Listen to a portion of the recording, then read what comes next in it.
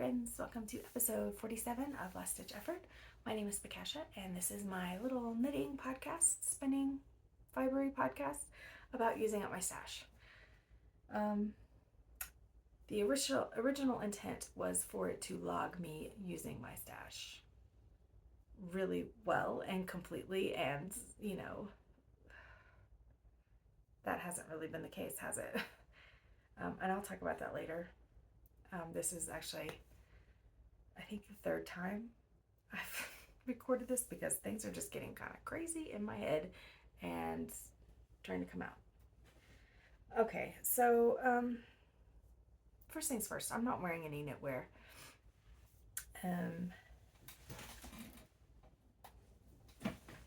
Sorry if that bumped. I do have some FOs, sort of, but they're more, I don't know. It's Tour de Fleece, so my FOs are mostly spinning. It's been kind of busy these last 2 weeks. Maybe you've seen this viral video of some flooding in New Mexico with a house floating down a river. Well, that was right down the street from me. So, well, I'm safe, and I don't know, my home is safe. We're in a good location. That's what it's been like. Like, not quite that big of a flood, but every day we're having flash floods. They are doing a bit of damage.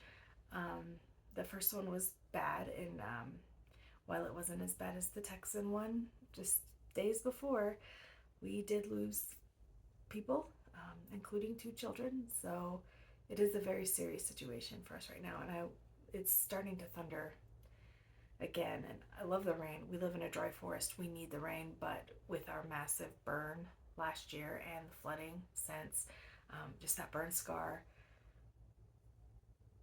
this water's just washing everything away. So I may get a notification while I'm recording, but that's just kind of life lately.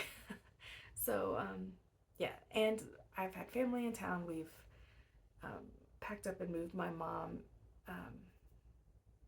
back to my brother's place, and so that was a lot of work. And then we went sightseeing with my nieces, so we went to Carlsbad Caverns, and that was fun. So while I do have some knitting and spinning, probably not as much. Oh my gosh, I've got something in my eyes driving me nuts. Probably not as much as I usually would, but anyway, spinning first. This was the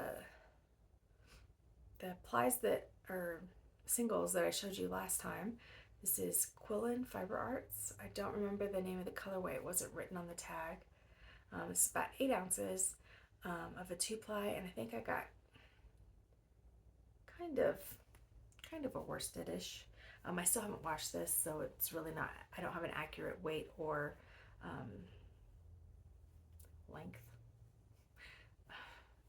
I don't know. Anyway,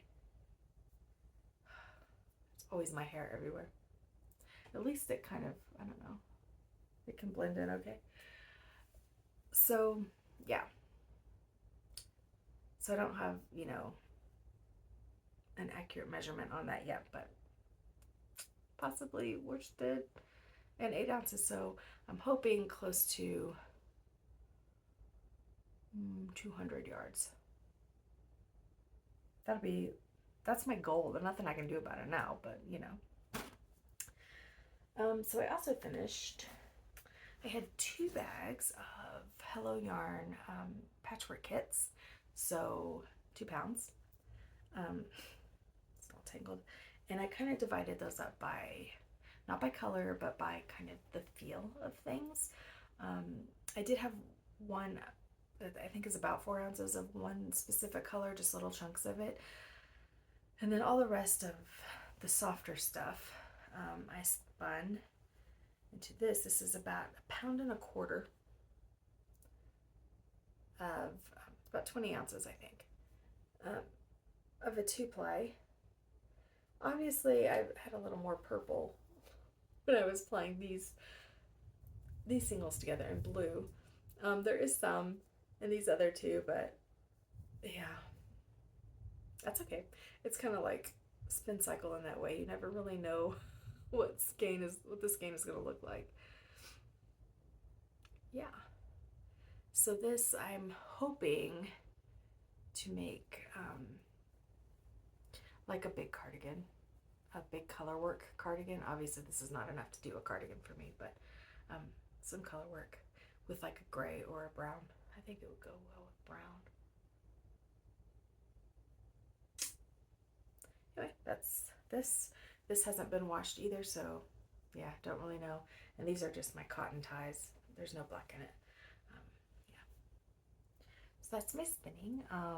The stuff that's on the wheel now is one that I've talked about before. It's a Laceweight spin, so the singles are super fine and they're taking a very long time to do. And it's a very long-term project, but yeah, I'm working on that quite a bit now. I may stop that for a bit and either apply a little bit of it together or wait until I'm completely done with the singles to do that. But I may do another quick little spin before Tour de Fleece is up. So yeah, that's spinning.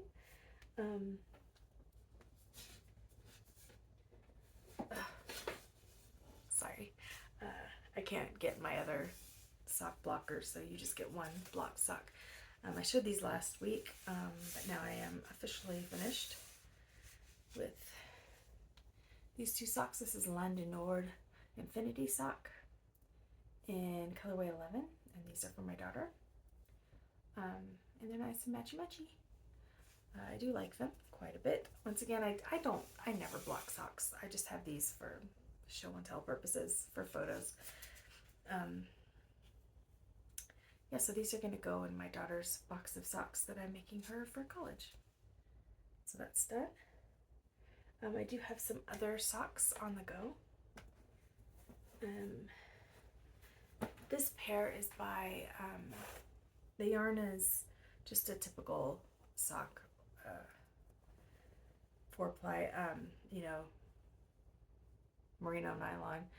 It's by Nico Norb, who I don't believe is dying anymore, but this was part of a Dungeons and Dragons series that she did.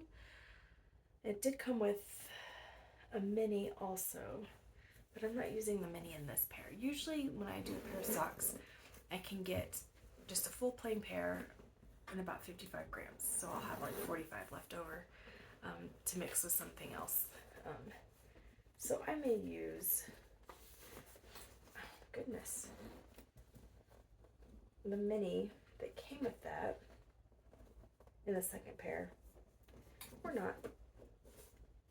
I don't know where the mini is. It's not making itself known. So anyway, I'm really close to finishing the first sock. I need to measure. So there's my heel.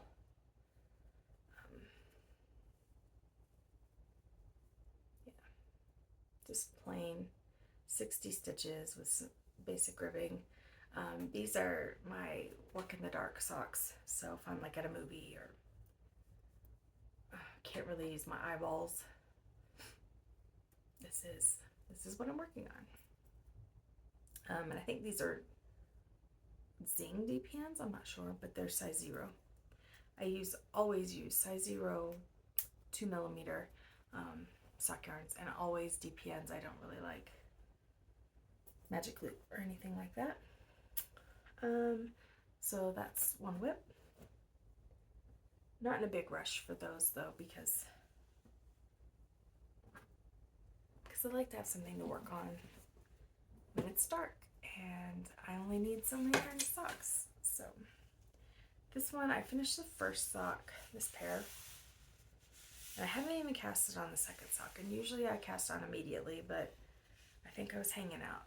Yeah, I was knitting with my friends and I got distracted, so I didn't cast on the second one. This is the Broken Seed Stitch pattern. I don't remember the designer's name, but I believe her first name was Hannah. This is Yarnsmith's like merino sock or something like that, in like a nice little teal color, and then the second color is Bertie Bott's on a sparkle base from GnomeAcres, which she no longer dies, so that's a bummer. Nobody's dying anymore. That's how old my stash is, though. Like, I've had this stuff for a long time. I need to use it. So, yeah. I'm trying to think of anything else I need to say about this sock. I don't know. I've done this pattern before. I think it looks really cool. Let me show you up close. It's very simple. It's just a free pattern. It just kind of breaks up. So you're not always knitting the same thing. So the Bertie Bott's color, I made a plain pair for my daughter like a month ago, maybe longer. I don't know, sometime recently. And right now, kind of my goal is to keep all of my sock leftovers in this bag. It's got stuff all over it. This is all my sock scraps. Like, I've been knitting socks for 15 years. I've made, hexapuff blankets. I've made garter stripe blankets. I've done lots of things with sock leftovers, and I know how quickly they can get out of hand, and I know I like to use up scraps. So yeah, so I'm making an effort to not outgrow this.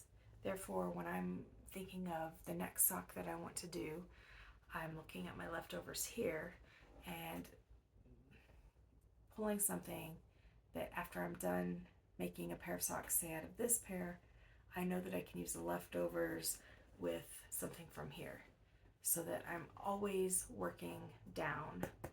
Not always, but I'm like every other pair of socks is using something from here, pretty much. Yeah, so hopefully I'll have a couple more scrappier pairs of socks to get this cleaned out. It's not totally full, but it's getting snug in there. It's hard to find things if there's too much choice or too many little balls that go flying when you unzip your case. So yeah.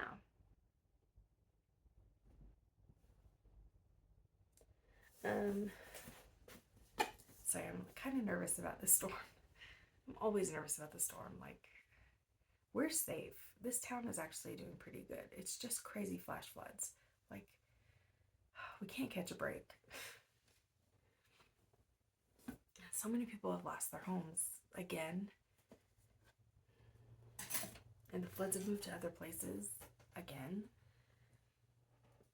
It's all just scary and unexpected, but you just have to pay attention and be on the correct side of the river. Or be patient and wait for the weight across the river to open back up. Anyway, next whip. This is a sweater for my daughter. This is the Snarvo by Gudrun Johnston. And it's just kind of an open boat neck. Both the front and the back are the same. I know usually people like to do short rows, but it is kind of part of the design feature to have just this big, wide boat neck, and it looks so cute on her. It fits really, really nicely. And so the front has this panel, and then there's all of these twisted ribs holding the arms and the sides together. And then under the arm, along the side of the torso, is everything's about to fall. Is another little lace pattern just on the sides. It's so cute. It looks so good on her. Anyway, last night she came home from play practice and tried this on, and so I have to go ahead to start the cuff. Now, I was on the sleeve last time, and I put a lot of hours into this sweater, but I've had to pull back the sleeve and re-knit it, so that's why it's not finished, essentially. I'm not paying attention and making foolish mistakes. So yeah. I'm using size 7 needles, which is a shocker. Usually for a worsted yarn, I would use a 5, but this is what happens to work. And usually with Gudrun's patterns, I have to go down a size or 2 because I'm a very loose knitter, but I don't know, I think maybe I just picked the sweet spot with the size and the tension, and with it being so stretchy too. This is Premier Yarns Stitch Please, All Bats Are Off. So, and I've already decided when I'm done with this, I'm going to have a significant amount of leftovers, and I already have a project picked out for that, but I'm not going to talk about that yet. Yeah, so that's my next whip. I did not work on the Nectar Blanket by Isolde Teague at all. I'm pretty far behind on that. I'm at least trying to finish this sweater, at least the sweater. So last night she's trying on this sweater, and it was late, and she's at play practice, and she's not at play practice, she's working and she's busy, and I don't, whatever, not complaining, but she is leaving soon, and that makes me sad. But last night she came in from play practice, and she had worn this sweater and just kind of cast it off to try on the new one. This is a sweater I made for her in 2019. And it was part of her school uniform in middle school. They had to wear navy tops and khaki pants. And so I knit her a little navy sweater. And I don't know if you'll be able to see. Yeah, there you go. And then there's this whole bottom hem that is another little pattern. And then just standard sleeves and a very basic little thin garter neckline and set-in sleeves. And she was wearing it. I didn't even have to ask her to. Anyway, so this was made years ago, and it's been in the bottom of a closet or thrown in a backpack or you name it, and it's still holding up, I think, pretty nicely. I don't know, it's a little dirty. It needs to probably be, obviously, all the little things that stick to things, but she was wearing it. This is Knit Picks palette in navy. I knit her another sweater also, and if that turns up, I'll show you, but I wanted to show you that just because it was laying on the couch, and oh, it was just sweet. And also, I didn't have a pattern or anything, I just kind of wanted to knit her sweater at the time. I think we were both kind of stressed that there was a dress code, which, I mean, we knew about it beforehand, but whatever. Yeah, so I used this book, possibly this book. There's another, she has 2 other books kind of along this vein, and Bud. So you pretty much just pick your gauge and what kind of sweater you want to do. This was a child set-in sleeve, so I'm thinking it might be her book of sweaters, not book of patterns. And then so I had my stitch count for the size and gauge that I was doing and just plain stockinette. And I thought that I would find something to just kind of go with I don't know, a third of the stitches or whatever. I just found something that would fit nicely on the front of the sweater and along the hem. I think I probably had to increase or decrease a couple of stitches just to get the pattern repeats sorted correctly, but I used these 2 books. Yeah, to pick stitch patterns to go on that, to plug in. So I just kind of wanted to show you that. It was just kind of a blast from the past, and it made my mama heart proud. Yeah. So I was going to kind of go off on, because I've recorded this so many times, I kind of don't know what I've said and what I haven't said, but we'll skip one thing that I wanted to talk about because it's a bit controversial, if you will. And there's really no need for controversy right now. There's enough surrounding us. But I did want to talk about the reason I started this podcast was to have a record of what it would be like to actually finish up a stash. like to actually use all of my yarn, what it would feel like, what it would look like, my thought process, all of those things. And I have more yarn now than ever before. I don't have the numbers with me right now. Like, I haven't given up on that. I don't know where the book is right now. And plus, since I can't wear my glasses because of the ring light, there's kind of no point in me having something that I need to read off to you. And I don't know how to add numbers to the screen and stuff. So anyway, so I haven't really made progress. I've made anti-progress. And kind of along the same vein, like, I don't know if it was before or after I started the podcast, but I kind of had a little challenge going for me that I wasn't making a big deal about, but I was trying to finish like 10 sweaters, 10 shawls, 10 hats, 10 pairs of mittens, like 10 things in various different categories, all within the space of about a year. And I think I was successful with that. I think if I recall correctly, I finished all of that. I would like to do something similar, but mainly just to get my stash in check again. Not to put like a lot of pressure on myself, but I don't want to say I'm on a yarn buying ban. Sorry, I'm getting like clogged up. I just want to kind of have a focus, if that makes sense. But I don't want to, number one, I don't want to buy any yarn until I finish I'm doing 12 this time.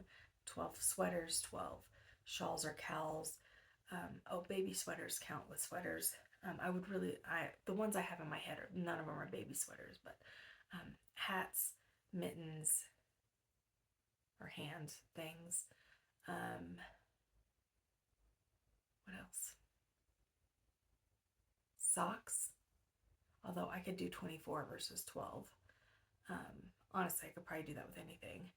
And then I would also like to have a miscellaneous one, like stuffies, or just to have some wiggle room. And then I also want to focus on some handspun. And I can overlap the handspun category, like handspun sweater, handspun hat, or whatever, but I do want to focus on using some handspun. So, really, like, I would like to say I'm not going to buy yarn until I finish all of those categories. And I can definitely have the supplies to do that without thinking. Like I told you before that, I made a lot of lists of just things I'm excited to knit. Like I don't even have to think about it. And I'm like, oh, I can't wait. I bought the yarn for that. Like I just don't have time. I'm not time poor, but I'm time poor in comparison to my buying habits. So I guess on a deeper level, we're all time poor, aren't we? Anyway, I would just like to focus, to use things up. I can think of a project right now that I might need to buy like a little bit just to finish it. And I just need to skip past that and move on to the next thing because I need to use this. I was actually talking to my friends a couple days ago about doing a pair of mittens, and hey, does anybody have a ball of this? So I don't have to buy it to finish it because I really, really don't want to. And then I'm like, but I'll make an exception if I use somebody else's yarn, like if somebody gives me some yarn. And of course, they're very helpful and awesome friends and are more than willing to help me with that. But I mean, maybe I just need to make 12 other mittens before I make that pair of mittens. Because I can. I mean, I know it's third world problems. I know that like this is such a privilege, and it's awful that I'm complaining about how much yarn I have and that I have too much, and it's 100% my fault. And it's not cute to be an overconsumer. It's not a healthy hobby to be a shopper. I don't want to be this way. I don't. And I don't know why it's so hard to break the habit. Like, I understand the dopamine fix you get buying things, picking things out, adding things to carts, thinking about new projects. I understand that, but I get some crazy dopamine thrills when I finish projects, when I spin something, when something's good, when somebody compliments me on something I've made and I'm wearing. So maybe I need to just focus on that. I know like knitting is slow work, but I need to appreciate that more. And yeah. Yeah, so anyway, that's what you're going to be seeing in the next year. I am going to not be a hypocrite and actually work through this stash. On that note, where did it go? I balled up.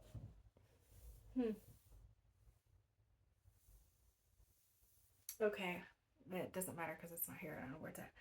But I haven't balling up yarn to get things going. So I still would like to keep only a couple of projects at once.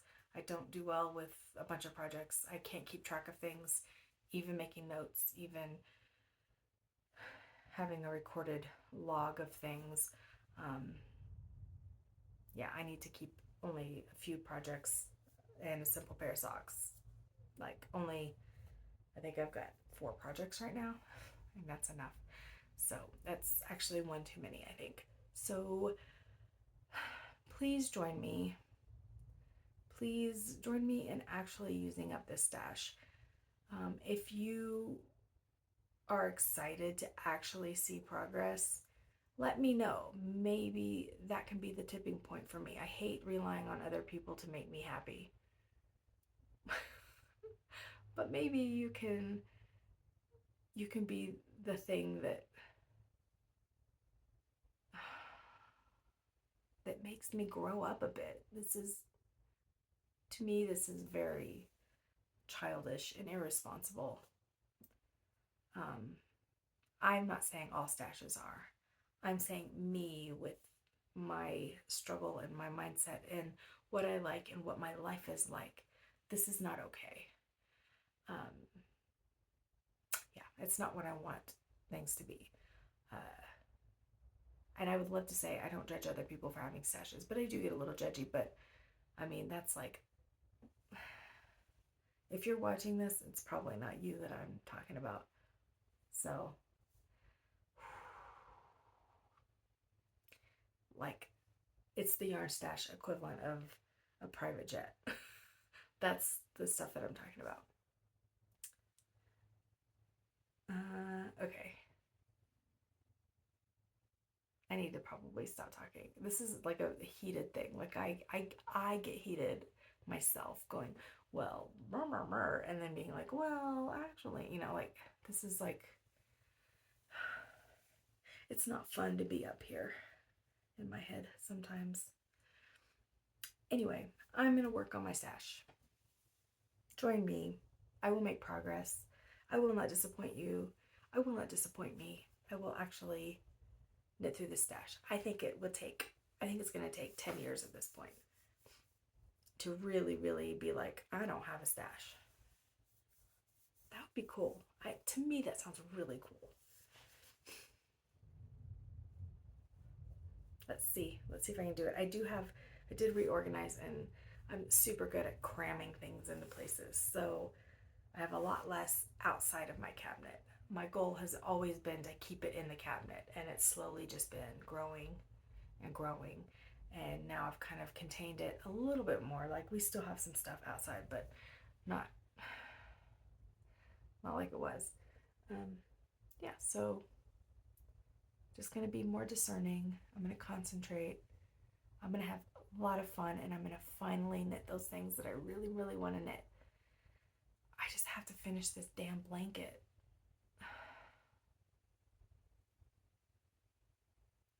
So if you have any like suggestions, I do like knitting it, but any suggestions on helping me get through this blanket project so I can move on and complain about something else.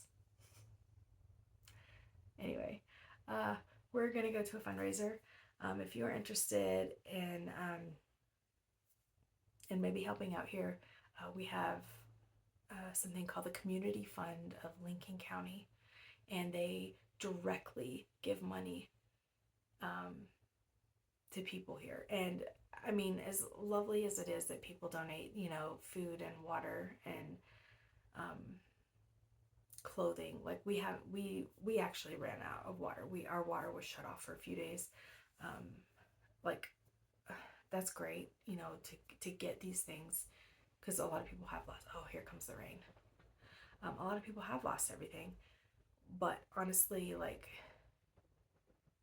the money is the big problem. And I don't know, because we got money last year, I don't know that we'll get what we need this year.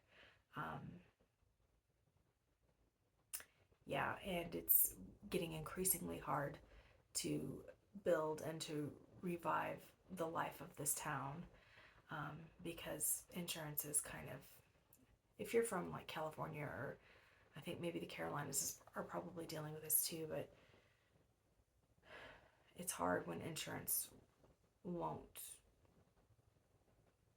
pay you or offer coverage in your area anymore. Yeah, we have a beautiful town. I want to keep it going. Our family business cannot go anywhere else. Like, it is designed to be worked here with this community of people. Like, we would be losing everything if this town collapsed on itself. And I'm not just saying that for me, like a lot of my friends that we're invested in this area and with our lives. So anyway, Community Foundation of Lincoln County .org. I think it's cflc.org. We're going to a fundraiser tonight, and a fundraiser actually. So my daughter's play, they're doing a pay as you can, whatever tickets this weekend, and all of the proceeds are going to that fund. My mom's house burned down a couple of years ago, and she got a lot of relief from that organization. So anyway, if that's something that you're interested in, that's great. If you are unable, I totally understand. Yeah, I'm not a thoughts and prayers person, but maybe I don't pray, but I do think about others, so your thoughts do matter. Yeah. Or if you can't help out here, help out someone who needs it in your area. Someone who really needs it, not just someone who things are a little tough. No, there are people out there that truly need help. So seek out those people and throw them a bone. All right, that's all I have to say, because this is crazy and it's raining and I have to cross the river.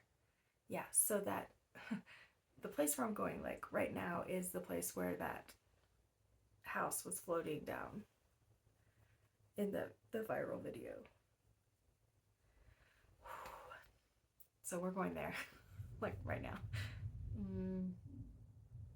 It's right on the river, but it's in a safe place on the river. Okay, wish me luck. I'll talk to you guys later. Bye.